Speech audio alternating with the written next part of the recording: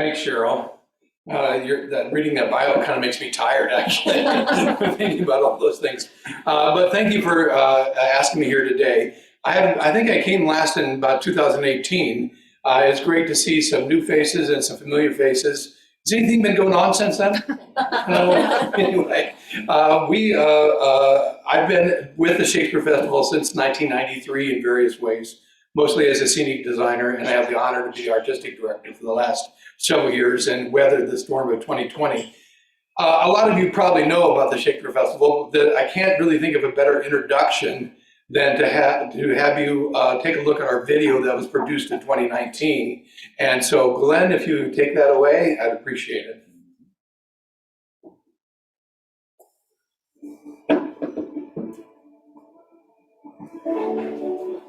Of course, it's not.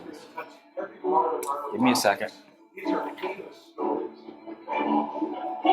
Technical difficulties. Obviously we can hear it. Well, we got to get it to the people on Zoom to see it. Let's go back here.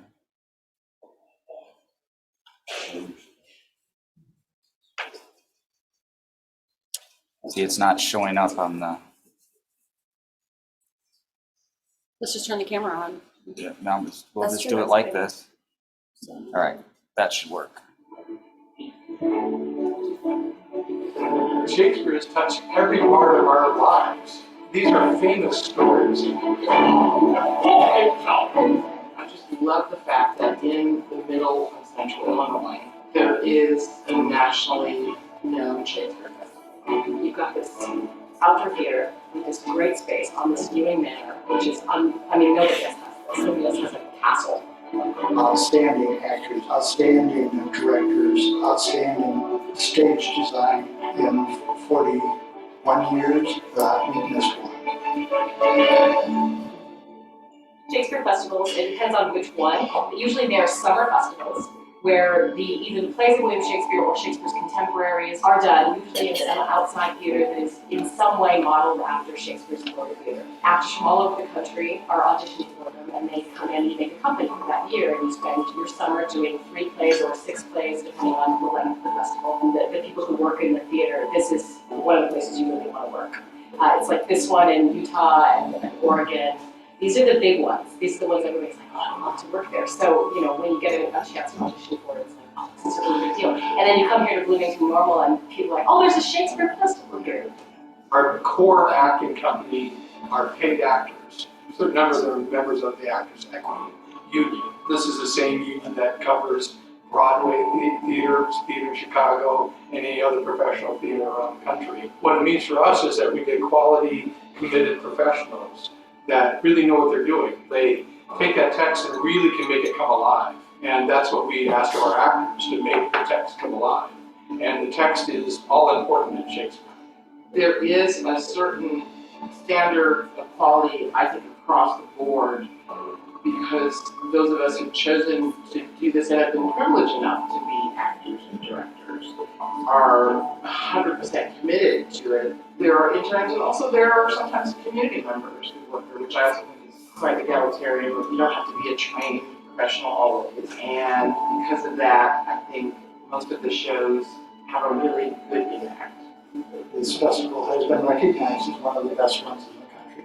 It's family friendly, which is something else that is important, because Shakespeare is really for everybody. It's really very accessible theater. The stories are timeless. He just had the ability to write in scripts that are as relevant today as they were at the time. During this time period, theater was for the people in the largest sense of the word. That's the feeling and ethos here, is that it still is. You don't have to be dressed up. You can have a little snack, a little drink. That's how it was with the Globe 400 years ago. That's how it is now.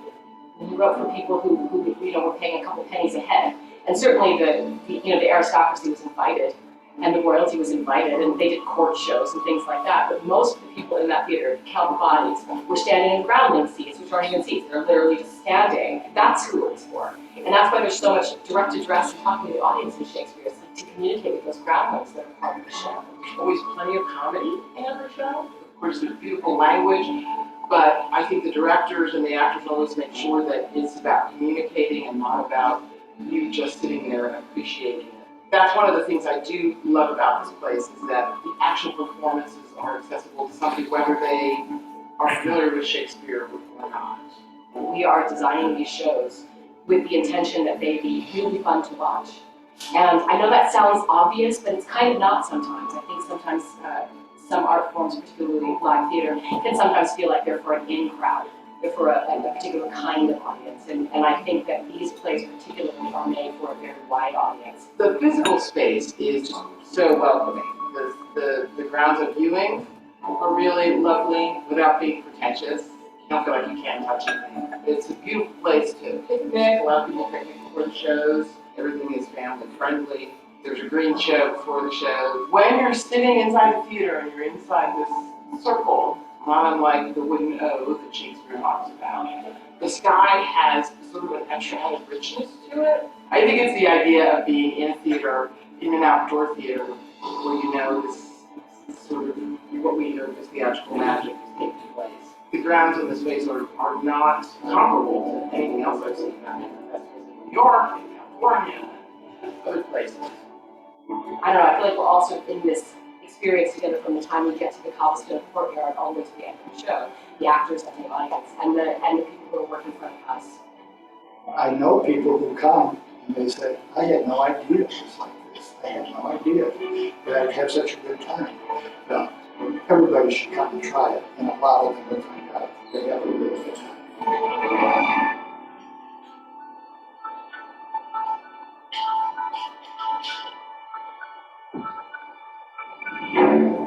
Thanks, Glenn.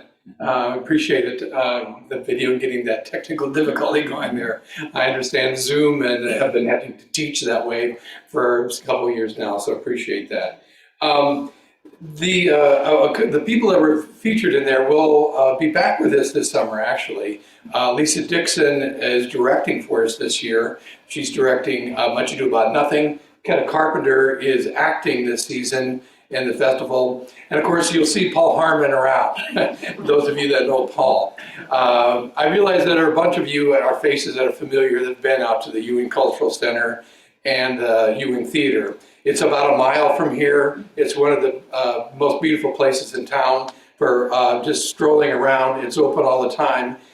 We have quite a few free things that are before the show that you can come to. And of course, the grounds are open there as well. I do believe it's one of the most beautiful settings for Shakespeare in the whole country. And it's a lovely facility. What was pictured here was the 2019 season. And since that time, of course, we lost the 2020 season like almost all the nation did. And that was a huge disappointment. But because of the support of our patrons and Illinois State University, we weathered that quite well. And we were able to produce a season last summer. It was a little shortened. We did 2 shows. We did 2 lesser known Shakespeare plays last summer, Measure for Measure and The Winter's Tale. We had to go through all the COVID protocols, but we were lucky because being an outdoor festival, we didn't have as many restrictions as many other places did around the country. And so we were very privileged and we were able to produce, and it was a successful season for us. And we're back this season with something a little more familiar. We will be producing 3 shows this summer in that season, which is a familiar number for us. A slightly different performance schedule than we have had in previous seasons. First of all, we're producing a show, a fan favorite from 2008 and 2011, and that's the complete works of William Shakespeare abridged. So if you if you've never seen a Shakespeare play, you could get something from all 37 of them in one night of seeing this play. It's a comedic piece. It's great fun. Our audiences absolutely loved it in 2008 and 2011. And 2 of the main actors are back from those shows. Tom Quinn and David Quartermeyer will be producing it again. We're kind of jokingly calling it the AARP version of Complete Works. That's their title, by the way. this might be their last go-around, but so we're bringing that back. And that's playing in early June, which is a little different for us. It'll be a 2-week run starting on June 3rd and going through June 12th. So we can come out earlier. It promises to be not as hot in that time of year, and it's great fun as well. So if you want to introduce the Shakespeare Festival to someone who maybe is a little bit leery of Shakespeare, I would highly recommend taking a look at the Complete Works of Shakespeare Abridged in early June. The other shows I mentioned, one of the titles, Much Ado About Nothing, opens on July 2nd, and that's directed by Lisa Dixon, who's acted with us a lot. This is her first time directing. She's an ISU alum, and she's also the head of acting at the University of Illinois. And then King Lear is another play that we'll be doing. It's only being produced for the 3rd time at the Illinois Shakespeare Festival. Other plays like Midsummer Night's Dream have been produced 6 or 7 times, etc. So King Lear is being done for the 3rd time, and that's being directed by my Associate Artistic Director, Robert Quinlan, who's done several productions in the past, and featuring Henson Keys, who is a former head of acting at the University of Illinois. The other things I should mention that are back are our Theater for Young Audiences production. It's very popular. It's one of our free events. We offer this on Thursdays and Saturday mornings at Ewing on the grounds. It's written by local playwright Nancy Steele Brokaw, which many of you probably know Nancy, but she does these brilliant plays that are 40-minute versions, and this year that she is taking the story of Much Ado About Nothing, and she's created a script called Much Ado About Quite a Lot, as the title, and that will be offered on Thursday and Saturday mornings. Plus this summer we got a grant from the Prairie Community Foundation, and we're going to be touring it around the community to other spaces, other parks and other groups. So if you have any suggestions, we're going to be doing that the daytime. We're available for daytime performances in July and early August.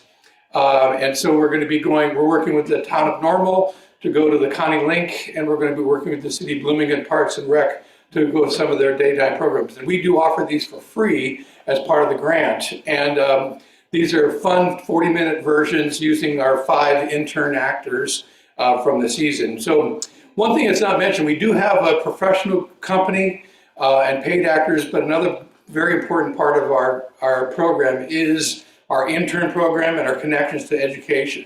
We'll have a lot of Illinois State University students in our company this summer, as well as some from Illinois Wesleyan as well, and other parts of the nation. We actually, when everyone assembles, we'll have about 23 actors on stage in the various shows, but there's another 100 people behind the scenes. So our total company is about 125 people that come together to put this on. Anywhere from interns that are earning credit and learning from professionals up to paid professionals as designers, directors, and actors. So that's going on. We also have summer camps for adults and kids, primarily kids of all ages, or a lot of ages, not down to the little ones, but different camps. I put brochures out in the hallway. So there's this about summer camps.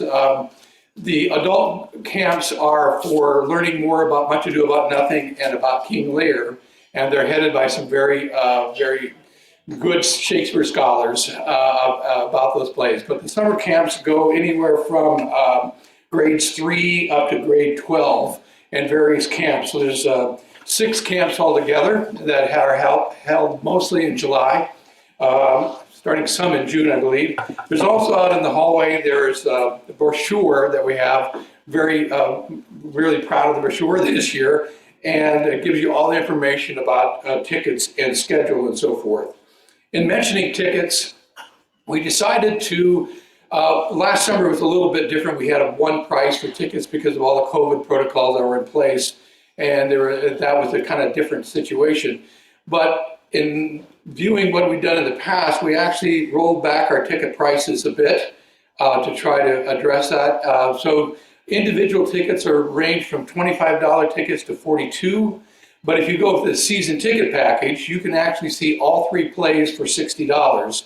The lowest season ticket price is $60 for all 3 plays. and up to 108, I believe it is, 102, excuse me, if you're in the platinum seating. So it changes on where you're seated. All that information is in this, and you're welcome to take one on your way out today. The other thing I should mention, of course, is our Bard Bash. This is one of Cheryl's favorite events of the year. This is when we basically have kind of a variety show of all our acting company do things that are not Shakespeare often, although sometimes there's a little bit of Shakespeare in there. But singing, dancing, comedy routines, and it's a fundraiser. We hope to be able this year have a dinner again, and a dinner and then entertainment for about an hour. And then Cheryl and I usually, do a little dancing on the stage afterwards. That's what we do afterwards in the Bard Bash. So that's the fun part of that. Of course, there's picnics. We had picnics last summer, but we'll have concessions again this summer on grounds. One change from the video is that because of being more green and because of COVID, we don't have draft beer anymore or glasses of wine. Everything is going to be in aluminum cans these days. We're trying to be more cognizant about green and environmental concerns. So that's some of those are the main things that are coming back. Plus there'll be some other things. We're waiting to hear back on some grant opportunities that may come through that we can offer some other things, including we do have pre-show talks that are being scheduled. So all of this is on our website, illinoisshakes.com, and the brochures will give you a lot of information about the festival. I just thought I'd leave you. I know time is about out here for me. I didn't want to. It's something you may not know. What's that? You've got plenty of time. Okay. I wanted to leave you with a couple things you may not know about Shakespeare, and I'm always surprised about it. I'm certainly not a Shakespeare scholar. I'm very much a scene designer and into the visual part of the presentation. But those of you that maybe were English majors or had your Shakespeare class at some point may know some of this already. But Shakespeare he either invented or published for the first time somewhere around 1,000 words that are now sort of everyday words. And so whether he actually invented them, of course there's also, did he write all these plays too? There's all of that argument as well. But I just thought I'd mention a few that you may not know about. But some of those include barefaced, castigate, ill-used, dwindle, overblown, sanctimonious, and watchdog. Do you ever hear that word anymore? Anyway, I think that gets used all the time. And of course, there's all those favorite phrases that are just part of our everyday language that come from Shakespeare, such as "all that glisters is not gold," "clothes make the man," "cold comfort," "come what may." One of my father's favorites with 3 boys, "eaten me out of house and home." Such stuff as dreams are made on, and the lady doth protest too much. So if you come this summer, you may hear a few phrases from King Lear and Much Ado of Nothing like this from Lear. "Nothing can come of nothing. Blow winds and crack your cheeks. I'm a man more sinned against than sinning. Thou shouldst not have been old till thou hast been wise." An interesting one. And in Much Ado, "as merry as the day is long. And he that hath a beard is more than a youth. And he that hath no beard is less than a man. And he that is more than a youth is not for me. And he that is less than a man, I'm not for him," said by Beatrice in that play. And also, when I said I would die a bachelor, I did not think I should live till I were married. One of Benedict's lines. King Lear is probably one of the most well-respected plays of Shakespeare, often said to be one of the best pieces of literature in the world. That's, of course, arguable. But it is an admired piece of literature. It's interesting that you can almost draw lines from that plot line to some plays and movies of our day. I kind of think there's a connection with Succession, which is a TV show that I like that has roots in King Lear. And Much Ado About Nothing is probably one of Shakespeare's favorite romantic comedies.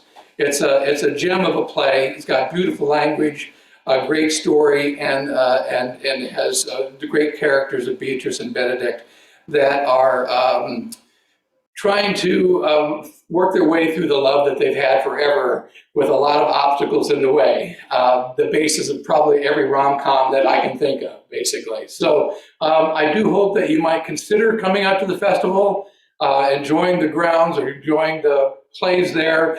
And I thank you for your time. I really admire what Rotary does. I get a chance to talk to other Rotary clubs in town, and I think your group is, and other Rotary clubs are amazing. Yours is the most boisterous, by the way. Anyway, but I do, I admire you, what you do, and thank you very much for having me this morning. Thank you, Cheryl. Do you have any questions? Do you have any questions? Yes. A few years ago, you had live jazz out in the courtyard before the show. Are you going to be doing that again? That's one of the things we're waiting for to hear about from another grant that we've asked for. We hope to have, the goal is to have more than just jazz music before the show. And so that's what the grant is all about. I've tried to create an event that's called Courtyard, Music in the Courtyard, basically. And so more on that later. I can't guarantee it, but Glenn Wilson has been our jazz person, and we hope to have him back. He's a great part of the festival. I just can't tell you when or how often yet. But our website will have the information as soon as it becomes real. Again. Yes. Henry VI. You missed a quote from Henry VI. The famous Shakespeare quote, wasn't it? First thing we do, kill all the lawyers. Yeah, well, that is I thought we might have a lawyer in the group. I was a little nervous about that. That's on a few T-shirts around the world. Yeah. I'm just going to plug this a little bit too, because I've served on the board for several years. And I will tell you, I do not know much about Shakespeare at all, but I'm on that board because I love what it brings to our community. I love the fact that we have this cool venue to go to. And in case you don't know, you can bring your own wine and food and hang out on the grounds. And a lot of times we are selling those things in addition to it, but it's just a really awesome experience. And if you have not seen Shakespeare and you're like, oh, I'm not going to understand it, because I kind of don't understand it, but I will tell you this, when you watch those people act, it brings the words to life. And even though you may not be understanding the words they're saying, the way they act it out, you kind of get it, and it's funny. So I just want to say, if you haven't been, give it a try. It's great. Right. John, do you want to talk about how you audition? Because we have people that nationally come in that audition. Right. We actually, we're in the land of digital auditions now. And that may not ever change. I used to go out, I do go out a little bit to see auditions, but this year we had 850 digital submissions to be an actor in our company for these 23 members. So Robert Quinlan and I didn't watch 850, we split them up. But it's very competitive. It's also a sign that a lot of theaters have been shut down for a while. In past years, it's been more around 500. But that's still, we get some of our actors who come, we've had actors from both coasts, and this summer from Texas and Nebraska and Chicago, of course. Chicago's a pretty big connection for us. And we'll attract production personnel from all over the nation as well. So that come together for this. Yes? Do actors come back? Do they want to come back? Yes, oh, they do. Kenna Carpenter, who was in the video, she directed Caesar for us a couple years ago, but she's been an actor in 3 other seasons. We have many people who want to come back. Tom Quinn and David Quartermeyer have been here, I think, Tom 13 seasons and David 14, or it's the other way around. So we have some people been with us many years, several returnees from last summer to this summer, but we have some new people. It's always good to have new faces. And because there's different characters depending on what plays you're doing, and different combinations of people, and whoever's directing has an influence on casting as well as whatever the season is. So there's a variety of factors that go into it. It's quite a process, actually, putting it all together in that way and casting the season. But they do want to return. It's pretty popular. And so, yes, we really love having what I call the Shakespeare family. We come together for the summer, and people do want to come back. It's a great facility. I had the honor of working on it in 1999-2000 when in the construction. It's a very beautiful facility, good sight lines, pretty good acoustics when the motorcycles aren't going by, or the planes aren't overhead, or the cicadas aren't too bad. I think it's supposed to be better this year in terms of cicadas. So I think there's nothing more beautiful than hearing this beautiful poetry and prose under the stars on a summer night. And hearing the words and looking up at the sky and being aware of the nature that's all around us and this beautiful setting is a lovely experience. And so I urge you to come and take a look at it. Thank you.